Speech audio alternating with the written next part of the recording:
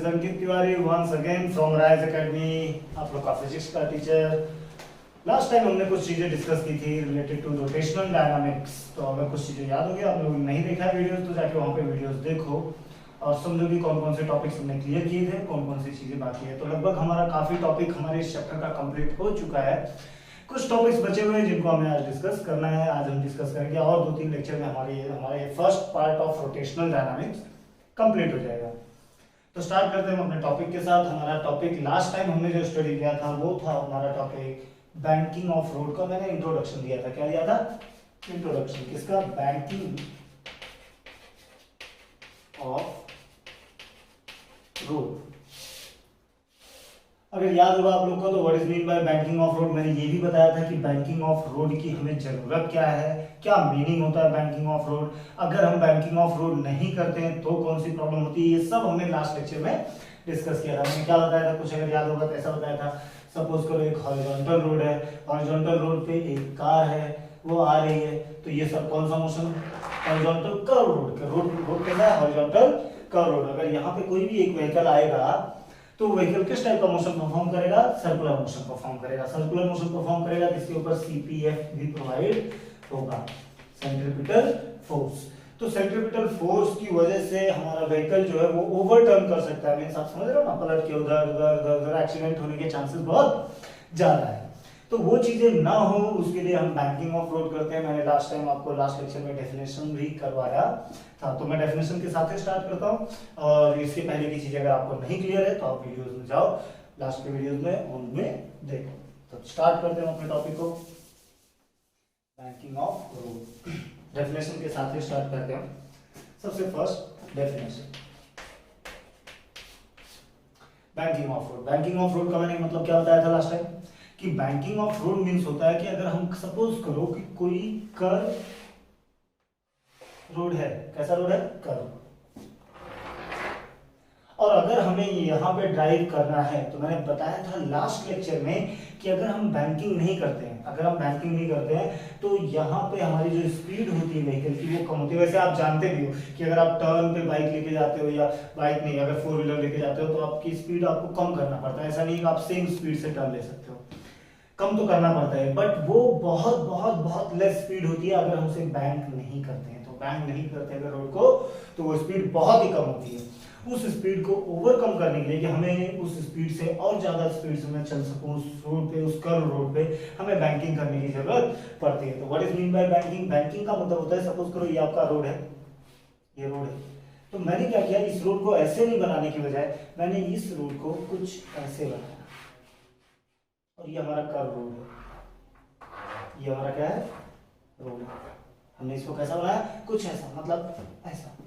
मतलब अगर हम यहाँ पे टर्न लेगी भी, यहाँ पे कोई व्हीकल हमारा टर्न लेगा, तो उस व्हीकल का एक साइड का व्यू जो रहेगा, आउटर एज जो रहेगा वो ऊपर उठा हुआ रहेगा, और इनर एज जो रहेगा वो नीचे रहेगा।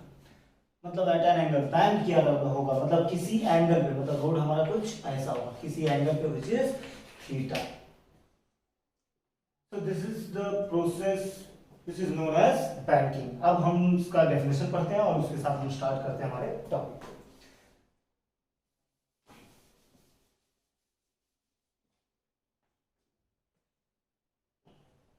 मैंने क्या होता है? The process of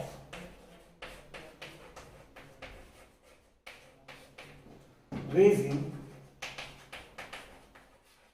outer as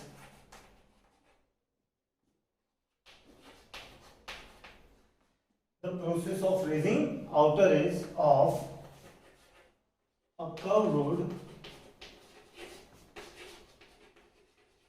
over its inner edge.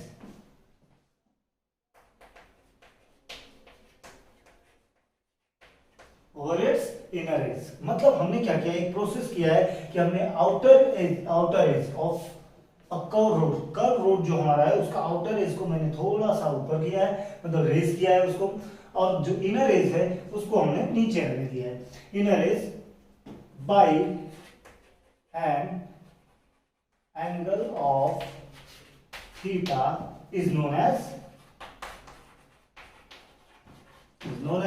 Banking of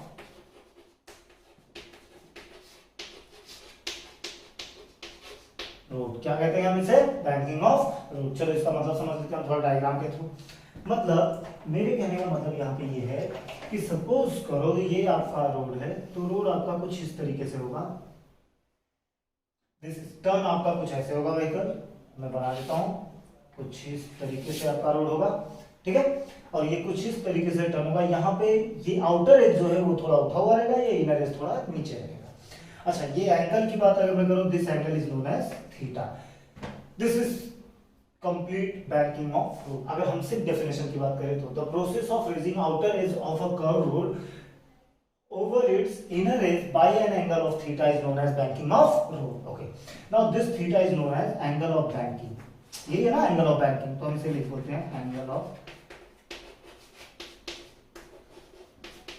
banking। हम इसे क्या कहेंगे? angle of banking। अब अगर ऐसी कंडीशन होती है, तो ऐसी कंडीशन में ध्यान से सुनो मेरी बात। अगर ऐसे कंडीशन में आपका व्हीकल आता है, तो व्हीकल के हम कुछ कंडीशन समझते हैं कि क्या होगा। सपोज करो ये रोड था हमारा,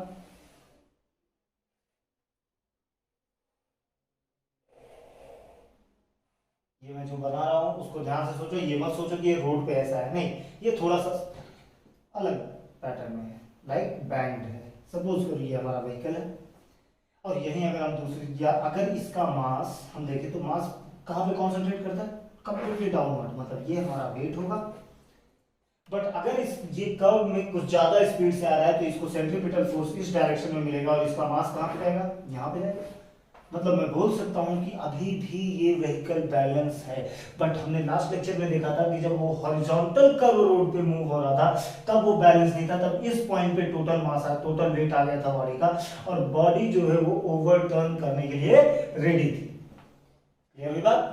बट यहाँ पे इसका अगर हम ऐसा करते हैं तो हमारा व्हीकल जो है वो ओवरटर्न होने से बचेगा, और हमें कुछ ज्यादा स्पीड मिलेगी। मतलब जैसे अगर हॉरिजॉन्टल कर्व रोड है तो वहां पे हमें स्पीड बहुत कम मिल रही थी, but in this condition we will get more speed as compare to horizontal. अच्छा, कितनी ज्यादा मिलेगी? तो उसका फॉर्मूला होना चाहिए, ऑफ कोर्स फॉर्मूला होना चाहिए, तो हम फॉर्मूला देखेंगे अभी हम इस टॉपिक में। यही तो हमारा टॉपिक है, बैंकिंग ऑफ रोड, उसका पूरा डेरिवेशन है। उसमें हम यही समझने वाले हैं कि मैक्सिमम वेलोसिटी कितनी होगी, थीटा कितना होगा, किस तरीके से हमें रोड को बनाए तो उसमें क्या इफेक्ट पड़ेगा, सारी चीजें हम डिटेल में देखेंगे, बट कंसेप्ट समझो। So angle of banking, theta is known as angle of banking. यहाँ पे लिख देता हूं मैं, inner edge by an angle of theta is known as banking of road, where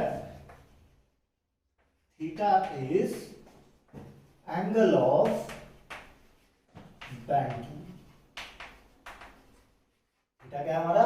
angle of banking. Clear हुआ इतना?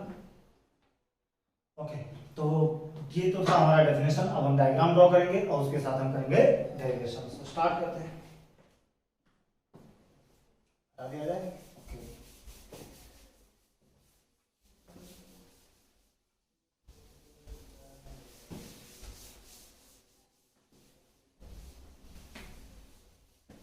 इसको भी थोड़ी छोटा छोटा लिख देता हूं मैं, अच्छा रहेगा, क्योंकि हमें जगह काफी चाहिए ना।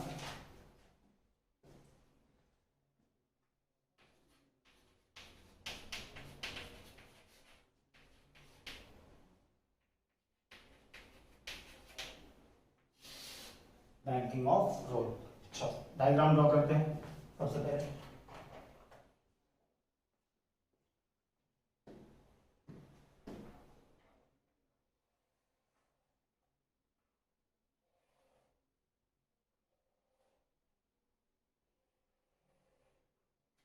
ये हमारा हो गया बैंक रोड। इसके ऊपर व्हीकल आएगी, ऑफ कोर्स आएगी, तो व्हीकल ड्रॉ कर लेते हैं हम। व्हीकल को किसी और कलर से ड्रॉ करते हैं। देखते हैं हमारा नेक्स्ट कौन सा कलर ले लेता हूं मैं। दिस इज व्हीकल, क्योंकि इसकी ज्यादा जरूरत नहीं है, व्हीकल तो आपको समझ में आ ही जाएगा। हाँ, तो ये व्हीकल अगर इस तरफ आएगा तो इसके ऊपर कौन कौन से फोर्सेस किस किस तरफ लगेंगे, यही हमें रिजॉल्व करना है। चलो सबसे पहले इसके कुछ फोर्सेस बना लेते हैं।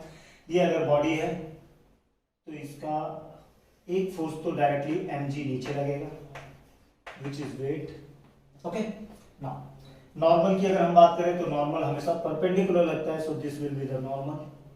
ये हमारा क्या हो गया? नॉर्मल हो गया, एन। ओके, अच्छा, और कुछ चीजें अगर, अच्छा ध्यान से सुनो, हमारा रोड कैसा है? हमारा रोड कर्व रोड है, तो अगर कर्व रोड है तो इस रोड पे जब हमारा व्हीकल चलेगा तो कौन सा मोशन करेगा, सर्कुलर मोशन करेगा। सर्कुलर मोशन अगर वो कर रहा है तो उसके पास एक और फोर्स आ रहा है विच इज सेंट्रीपिटल फोर्स। तो सेंट्रीपिटल फोर्स को भी मैं यहाँ पे रिप्रेजेंट कर देता हूँ, देखो जरा, दिस इज सेंट्रीपिटल फोर्स। ये हमारा क्या हो गया, सेंट्रीपिटल फोर्स। अच्छा, ये कितने एंगल पे बैंड किया हुआ है, थीटा। ओके, नाउ अब सुनो, ये इतनी सारे फोर्सेस है जो इसके ऊपर एक्ट हो रहे हैं। अच्छा, कुछ और चीजें जो हमें जाननी जरूरी है यहाँ पे। यस, एक और चीज है कि अगर मैं यहाँ पे बताऊं आपको, एक फोर्स हमारा mg लग रहा है, एक फोर्स हमारा नॉर्मल इसके ऊपर अप्लाई हो रहा है परपेंडिकुलर टू द सरफेस, और सेंट्रीपिटल फोर्स लग रहा है। सेंट्रीपिटल फोर्स यहाँ क्यों नहीं लग रहा है, उसका एक रीजन है, वो इसलिए यहाँ पे नहीं लग रहा है, ध्यान से सुनो। यहाँ पे सेंट्रीपिटल फोर्स हमारा इसलिए नहीं लग रहा है क्योंकि सर्कुलर मोशन आपका कुछ इस तरीके से चल रहा है। समझ में आ रही बात? ऐसा मत सोचो सर्कुलर मोशन ऐसा चल रहा है, नहीं, सर्कुलर मोशन आपका कुछ इस तरीके, तो सर्कल के सेंटर पे सेंट्रीपिटल फोर्स लगता है टुवर्ड्स द सेंटर, तो इसलिए वो इस तरह लग रहा है। नाउ इसको सेंट्रीपिटल फोर्स प्रोवाइड कौन कर रहा है, ये लास्ट लेक्चर में भी हमने देखा था। तो इसको सेंट्रीपिटल फोर्स जो प्रोवाइड कर रहा है वो हमारा फ्रिक्शनल फोर्स है, जो किस तरफ लग रहा है, downward. So this is frictional force, ये हमारा फ्रिक्शनल फोर्स है। ओके, चलो आगे समझते हैं। कुछ लोग ये सोचेंगे सर ये यहाँ पे क्यों नहीं ड्रॉ किया, कुछ मतलब नहीं बनता, वो सेंटर ऑफ ग्रेविटी होती है तो इसलिए हमने उसको कंसीडर किया वहां पे, बाकी और कुछ प्रॉब्लम नहीं है। चलो देखते हैं यहाँ पे इसके कंपोनेंट्स ड्रॉ करते हैं। अगर मैं इसके कंपोनेंट ड्रॉ करूँ तो कौन कौन से कंपोनेंट हमारे पास आएंगे। सबसे फर्स्ट कंपोनेंट तो जो इसका, अच्छा दिस इज थीटा, चलो इसके हम, दिस इज ऑल्सो थीटा। सो ये हमारा कौन सा, हॉरिजॉन्टल कंपोनेंट, सो एन कॉस थीटा। इस डायरेक्शन में क्या लगेगा, एन साइन थीटा। अब देखो ये चीजें तो बताने की जरूरत बिल्कुल नहीं पड़नी चाहिए, लास्ट लेक्चर से हम यही सब देखते हुए आ रहे हैं। So this is N sine theta, N cos theta. अगर हम इसको थोड़ा हमारे फ्रिक्शनल फोर्स को रिजॉल्व करें तो फ्रिक्शनल फोर्स के भी दो कंपोनेंट है। चलो एक काम करते हैं, फ्रिक्शनल फोर्स का डायरेक्शन में कुछ ऐसा बना देता हूँ यहाँ से, this is your frictional force. Okay, now if this is theta, this is also theta. अच्छा, ये भी थीटा है तो यहाँ पे जो फोर्सेस लगेंगे उनको भी हम लिख देते हैं, वन बाय वन सारे फोर्सेस पहले हम लिखेंगे। अच्छा, फ्रिक्शनल फोर्स के दो component, horizontal this is theta, theta किससे टच है, इससे, तो ये हमारा कौन सा कंपोनेंट होगा, F sine, sorry F cos theta, और this component will give F sine theta. ठीक है, सारी चीजें हमने यहाँ पर रिप्रेजेंट कर दी कि क्या क्या होने वाला है। बेहतर से एक बार डायग्राम को फिर से समझते हैं। एक आपका कर्व रोड है, कर्व रोड के ऊपर ये आपका व्हीकल है, व्हीकल के ऊपर एक फोर्स तो कंप्लीटली डाउनवर्ड लगता है विच इज वेट mg, दूसरा लग रहा है इसके ऊपर normal perpendicular to the surface, ये नॉर्मल है। हमने दोनों के कंपोनेंट, अच्छा इसको सेंट्रीपिटल फोर्स भी प्रोवाइड हो रहा है, और सेंट्रीपिटल फोर्स कौन दे रहा है, हमारा फ्रिक्शनल फोर्स। तो फ्रिक्शनल फोर्स नॉर्मल, इन दोनों के मैंने कंपोनेंट्स ड्रॉ कर दिए। नॉर्मल का कंपोनेंट हमारा है N cos theta, N sine theta, this is horizontal component, vertical component. Frictional force का अगर हम बोले this one is horizontal, this is vertical component. Clear, horizontal component जिससे थीटा टच होता है उसके पास कॉस आता है, जिससे थीटा दूर होता है उससे उस पे साइन आता है। तो देखो थीटा टच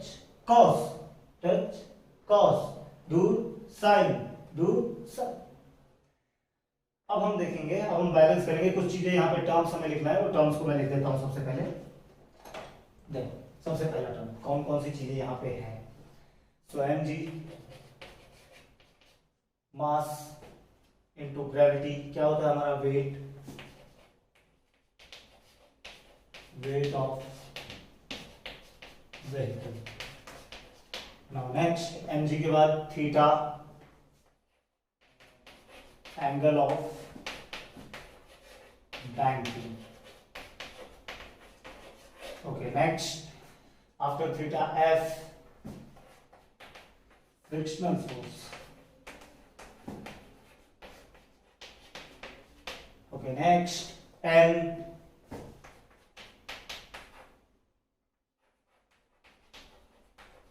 नॉर्मल। ओके, और कुछ, यस अब हम कंपोनेंट्स को लिख देते हैं। So N sine, N cos theta, N cos theta is the horizontal component of normal.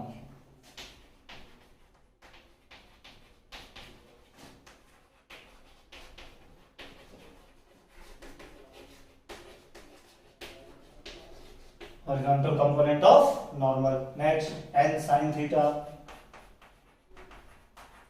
वैसे आपको मैंने ये सारी चीजें बता दी है, बट मैं फिर से इसलिए लिख रहा हूं ताकि आपके पास नोट्स रहे, आपको कभी पढ़ना पड़े, रिवीजन करना पड़े, तो वहां पे ये आपको काम है। So what is n sin theta? Vertical component of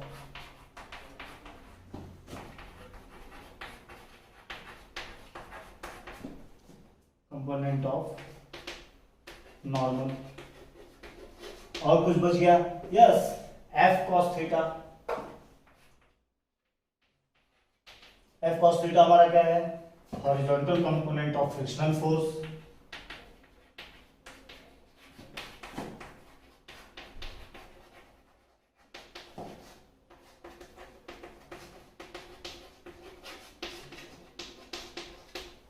horizontal component of frictional force. Next one f sin theta.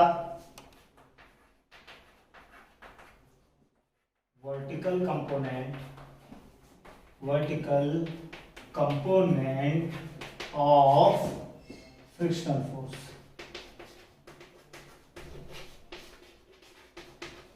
Vertical component of frictional force. ठीक, सारी चीजें एक बार देख लो। mg हमारा weight of the vehicle, theta angle of banking, f frictional force, n normal, n cos theta is horizontal component of normal and n sin theta is vertical component of normal, f cos theta horizontal component of frictional force and f sin theta is vertical component of frictional force. तो यहाँ से जितनी चीजें थी हमने सब सारी चीजें यहाँ पे रिप्रेजेंट कर दी कि कौन कौन सी चीजें हैं।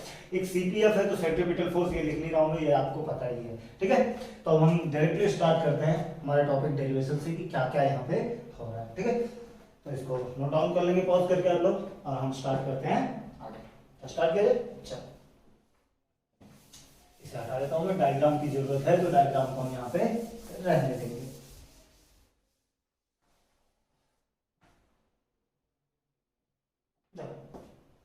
चलो देखते हैं कौन किसको किसको बैलेंस कर रहा है। फर्स्ट थिंग, अच्छा अगर मैं आपसे यहाँ पे ये बताऊं कि m cos थीटा को बैलेंस कौन सा फोर्स कर रहा है, सो m cos थीटा को बैलेंस हो रहा है f sin theta as well as mg। तो मैं यहाँ पे लिख सकता हूँ m cos थीटा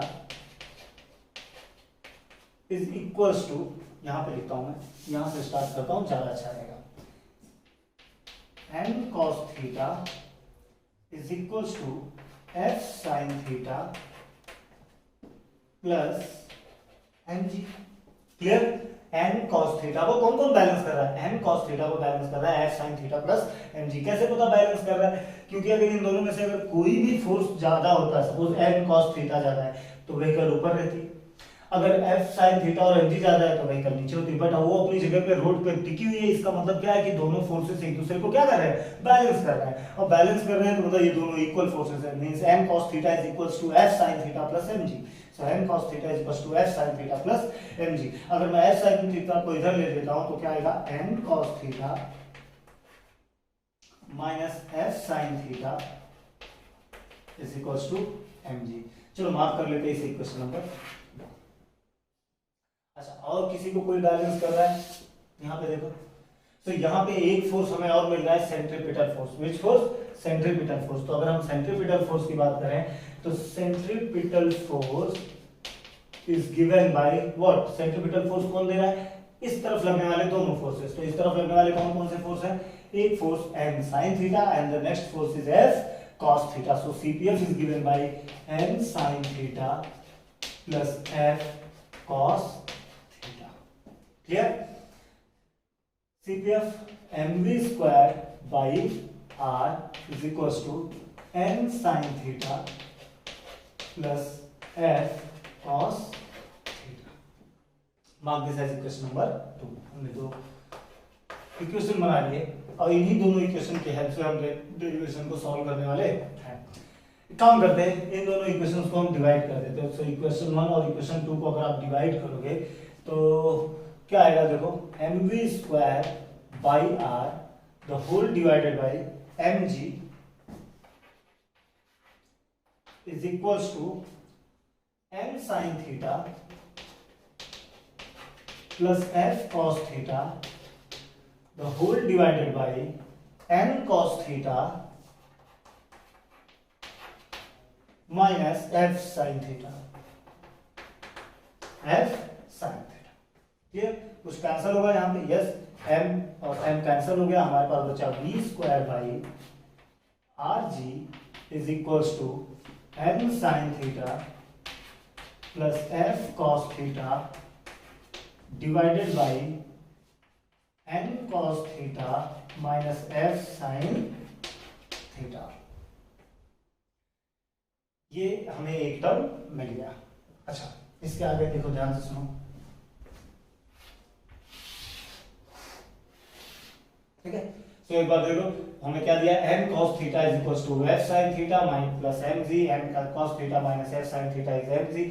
दोनों इसको हमने यहाँ से f sin थीटा को क्या किया, इस साइड लिया, बाकी हमने सब नॉर्मली सॉल्व किया, हमने दोनों को डिवाइड किया। अच्छा, अगर मुझे ये tan के फॉर्म में चाहिए तो मिल सकता है क्या? सोचो ना, जल्दी सोचो, अगर मुझे ये tan के फॉर्म में चाहिए तो मिलेगा?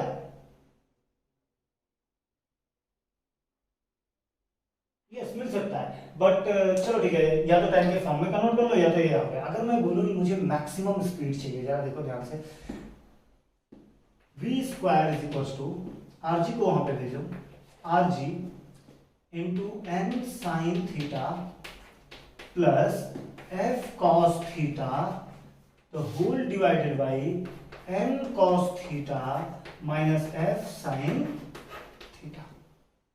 इसको आरजी को मैंने वहां पे भेजा, बट अगर मैं कहूं कि मुझे मैक्सिमम वेलोसिटी चाहिए, कितनी वेलोसिटी चाहिए? Maximum velocity. तो फॉर मैक्सिमम वेलोसिटी हमारा फ्रिक्शनल फोर्स भी मैक्सिमम हो जाएगा उस टाइम पे। यस, अरे कहने का मतलब, जैसे रोड पे मैं धीरे धीरे चल रहा हूं तो फ्रिक्शन भी कम अप्लाई हो रहा है, बट अगर मैं बहुत स्पीड में चलूंगा तो मेरा फ्रिक्शनल फोर्स भी मैक्सिमम रहेगा उस टाइम पे। सो v स्क्वायर, अगर मैक्सिमम वेलोसिटी के लिए जाऊं मैं, तो मैं बोल सकता हूं v मैक्स का square is equals to are G N sine theta plus F cos theta, F मतलब maximum friction F M, divided by N cos theta minus F sine theta. Done, okay. V max is equal to, यहां से क्या मिलेगा मुझे, under root of R G in bracket N sine theta plus F M cos theta the whole divided by N cos theta minus F sine theta. Done, बहुत easy है, कुछ नहीं है, बस थोड़ा थोड़ा सॉल्व करते रहना, देखते रहना क्या क्या कर रहे हैं। अच्छा, ओके, नाउ यहां पे हम कुछ चेंजेस करेंगे। फ्रिक्शनल फोर्स क्या होता है हमारा, मैक्सिमम फोर्स हमारा क्या होगा, normal into coefficient of friction, मतलब mu S into N, put कर देंगे वहां पे value. So we max is equals to under root of, थोड़ा और बड़ा, R ji in bracket N sine theta plus F M की जगह हम क्या लिखेंगे, म्यू एस एम, क्या लिखेंगे, mu S M cos theta the whole divided by N cos theta minus again maximum friction mu S N sine theta. Okay, तो यहां तक तो हमें क्या समझ में आया कि हमारा मैक्सिमम वेलोसिटी कितना होगा। अच्छा, अगर यहां से मैं कुछ कॉमन निकालना चाहूं तो मुझे कॉमन मिलेगा क्या, यहां से हमारा नॉर्मल देखो कॉमन मिलेगा, और ये भी यहां से भी नॉर्मल, और नॉर्मल नॉर्मल दोनों क्या हो जाएंगे, कैंसिल। तो मैं लिखने की जरूरत नहीं है, देखो ये छोटी छोटी चीजें लिखता रहूंगा ना तो बढ़ता रहेगा आपका डेरिवेशन। तो बढ़ाना नहीं है हमें डेरिवेशन, आप खुद से दिमाग में ले लो कि यहां से नॉर्मल निकला, यहां से नॉर्मल निकला, और नॉर्मल नॉर्मल कैंसिल। सो हमारे पास क्या बचा, v max is equals to under root of, okay 1 second, under root of are G N sine, sorry N बाहर आया, कैंसिल हो गया, so sine theta plus mu S N cos theta the whole divided by N cos theta minus mu S sine theta. This N is eliminated here, क्या हो गया हमारा, eliminate हो गया। समझ में आया यहाँ तक? अच्छा, अब हमें कुछ करना नहीं है इस डेरिवेशन में, छोटा सा एक टॉपिक लेके छोटा सा इसमें इसके अंदर हम मॉडिफिकेशन करेंगे। क्या, अगर मैं sine cos sine cos sine cos दो ट्रिग्नोमेट्रिक टर्म्स दे रहे, अगर इन दोनों ट्रिग्नोमेट्रिक टर्म को मैं किसी सिंगल टर्म में कन्वर्ट करने की कोशिश करूं तो अगर मैं इनको सिंगल टर्म में कन्वर्ट कर रहा हूं तो साइन और कॉस को हम किस में कन्वर्ट कर सकते हैं, tan में। तो डिवाइड बाय या तो कॉस कर दो, तो चलो हम डिवाइड बाय कॉस करके देखते हैं। ये वाला पोर्शन मैं रब कर देता हूं।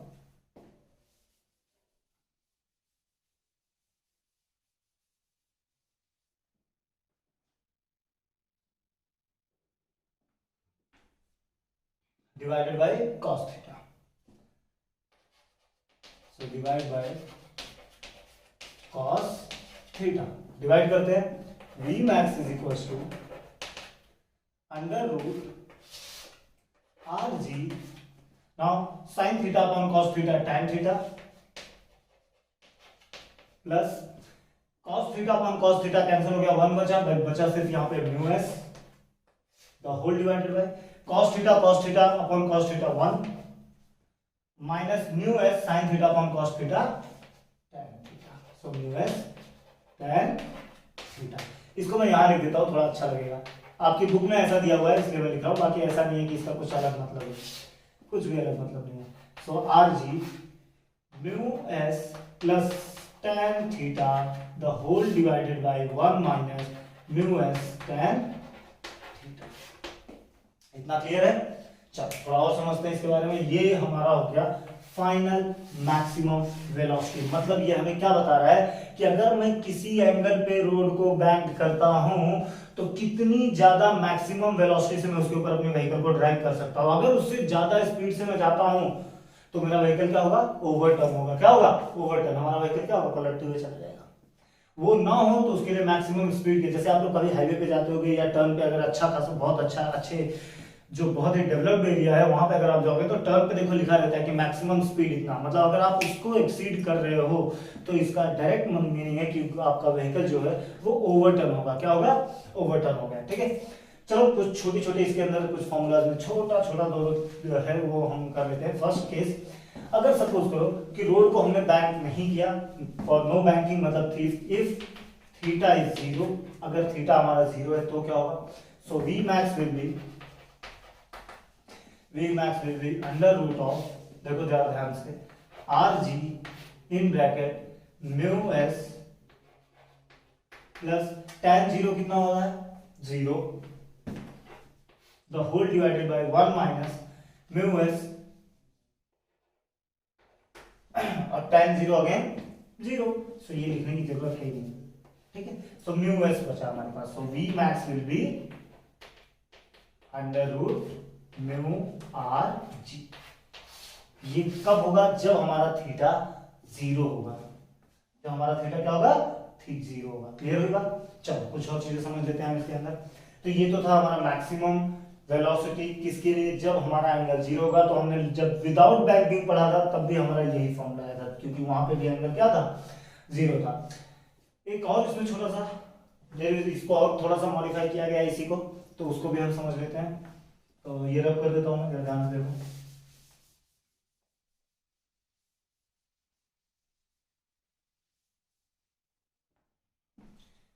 डायग्राम वही है, सब कुछ वही है। एक बार अगर आपको डायग्राम समझ में आ गया तो सब कुछ आप कर सकते हो, बट आपको डायग्राम पहले एकदम अच्छे से अंडरस्टैंड करना पड़ेगा। नाउ अगर मैं आपसे बात करूं, अब जैसे रोड हम बनाते हैं तो रोड में यहाँ पे हमने दिया है जो हमारा मैक्सिमम वेलोसिटी आया है, उस मैक्सिमम वेलोसिटी के फॉर्मूले में देखो हमारे पास एक फ्रिक्शन है। मतलब फ्रिक्शन फोर्स जो लग रहा है रोड और व्हील के टायर के बीच में, सरफेस के दोनों के बीच में जो हमारा फ्रिक्शनल फोर्स लग रहा है वो ज्यादा होना चाहिए या कम होना चाहिए। अगर मैं अगर सपोज कोई रोड बनाता हूं तो मेरा खुद का सोचना यही होगा कि फ्रिक्शन जितना हो सके उतना कम हो। क्यों कम हो, क्योंकि अगर फ्रिक्शन कम हो रहा है इसका मतलब है कि वहां पे wear and tear between the wheel कम होंगे।